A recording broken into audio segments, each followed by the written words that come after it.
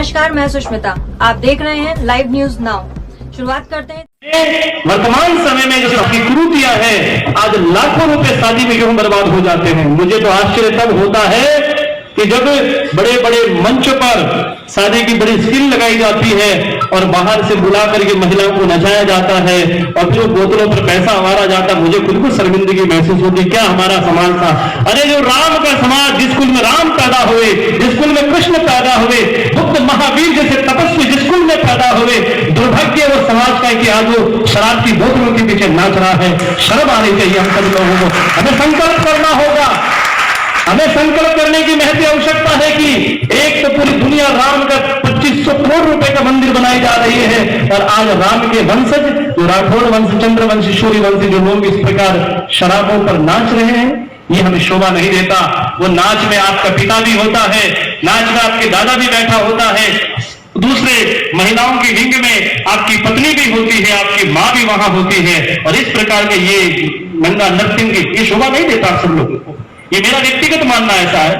हो सकता है मेरी बात का समर्थन नहीं करेंगे, पर ये हमें शोभा नहीं देता। हमारा दायित्व यह है कि हम सब लोग मिलकर के, जैसे स्वच्छ भारत का अभियान चलाया मोदी जी ने, महात्मा गांधी की विचारधारा को मैं आप लोगों से यही कहना चाहूंगा कि हमें नशा मुक्त समाज बनाए, दहेज मुक्त समाज बनाए और जो भी हमारे जीवन की कुरीतियां हैं, आप बाड़मेर जैसलमेर जब जाएंगे तो आपको लगेगा कि वहां अमल की बड़ी भारी एक उनके सामने अभिशाप खड़ा हुआ है।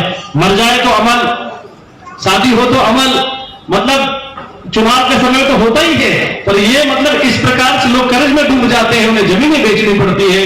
इसलिए मेरा आप सब लोगों से निवेदन होगा, हृदय की अनंत गहराई से प्रार्थना होगी कि आप सब लोग संकल्पित होकर के ये दहेज के लिए आपको जगह जगह प्रयास करना है और शिक्षा पर विशेष हमें ध्यान देना है, क्योंकि डॉक्टर अंबेडकर ने इस बात को कहा था कि जो शिक्षा का जितना दूध पिएगा उतना जोर से दहाड़ेगा।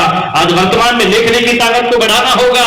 हमारा समाज की दिशा में जा रहा है, ये बंधु दुर्भाग्य है, सोचने का समय है। आज नेता समाज का भला नहीं कर सकता। मैं आप लोगों से निवेदन करना चाहूंगा, वो तो वोटों की चोट और वोट लेकर अपने घर पर लौट जाएगा।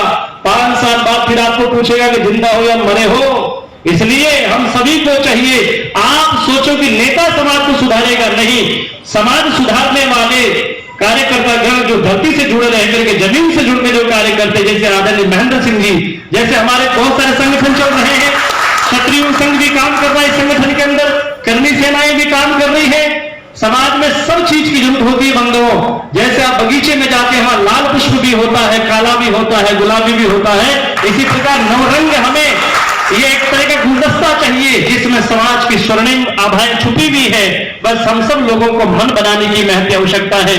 युवा लड़कों से मेरा आह्वान होगा कि ये नाना प्रकार की जो social media, mount media, print media, जिस प्रकार से आप देखते हैं कि आज हमारी घर में बहन बेटियों के फोटो नाचते हुए सोशल मीडिया पर हम लोग लगाते हैं, हमें शर्मिंदगी होनी चाहिए, विचार आना चाहिए हम लोगों को। हमें मॉडर्न बनने की जरूरत नहीं है। कान खोल के सुन लो सब लोग, हमें मॉडर्न बनने की जरूरत नहीं है। हमारे पूर्वजों ने इस भारत को सींचने के लिए खून की नदियां बही थी बंधुओं, उन्होंने अपने प्राणों का आहूत किया है। हम लोगों का आज जो सम्मान और जो इज्जत प्रतिष्ठा हो रही है उन पूर्वजों की देन है, जिस कारण से आज हमें मान और सम्मान मिल रहा है। इसलिए हम हमारी संस्कृति को बचा के रखें, हमारे संस्कारों को बचा के रखें और अपनी अस्मिता पर हमें गर्व होना चाहिए, क्योंकि कबीर का सिद्धांत है कि स्टेचू उन्हीं का लगता है चौराहे पर जिन्होंने राष्ट्र समाज के लिए कायम आए हो। आज महाराणा का स्टेचू जगह जगह देखा होगा आपने, दुर्गादास राठौर का स्टेचू गांव गांव ढाणी ढाणी पर देखा होगा। पार्लियामेंट में भी यहाँ स्टेचू लगे उन महापुरुषों के, क्योंकि राष्ट्र को बनाने में एकता उनका बहुत बड़ा योगदान रहा। आज वर्तमान का समय विचित्र है, आपको तोड़ने का काम किया जा रहा है, आपके इतिहास की चोरी की जा रही है, पता नहीं क्या क्या कुठाराघात आपके साथ में हो रहा है, पर आप तो इतने ढीले होकर के बैठे हो कि आपको कोई लेना देना नहीं। आप सोचते हो मेरी नौकरी है, मेरे बच्चे अच्छे स्कूल में पढ़ रहे हैं, बस मेरा अपना जीवन चला जाएगा। नहीं, हमें ऐसा नहीं सोचना है, हमें सबके लिए सोचना है। क्षत्रिय का मतलब यही है, पहले अपने भाई की सोचो, फिर हमें पड़ोस की पंचायती करनी चाहिए। मेरा आप लोगों से निवेदन होगा, भाई भाई एक बन के रहे, आपकी ताकत संगठन गड़े चलो, स्वतंत्र पर बढ़े चलो, भला हो जिसमें समाज का वो काम सब किए चलो। जहां समाज की बात आती है वहां आप लोगों को एक होना चाहिए। और वेद कहता है संगच्छध्वम संग बदध्वम संगे मनांसी हो जानता, हम साथ साथ रहे रहें, साथ साथ चले, और जब कोई संकट की घड़ी आए तो हम एक होकर के उसका मुकाबला करें। यही वास्तव में क्षत्रिय का लक्षण है। आज वर्तमान का समय, मैंने कहा ना, तलवारों का युग नहीं है। आज वर्तमान का समय है कि हमें हमारी बुराई से लड़ना होगा। और ये भी एक बहुत बड़ी बुराई है जो हम एक बेटी को पिता बड़ा करके, पढ़ा लिखा करके उसे योग्य बनाता है, पर एक दूसरा पक्ष करोड़ों रुपए उसे मांगने की भिकमंगापन कहे या भिखारीपन कहे, ये भी मुझे बड़ी शर्मिंदगी महसूस होती है बंधुओं।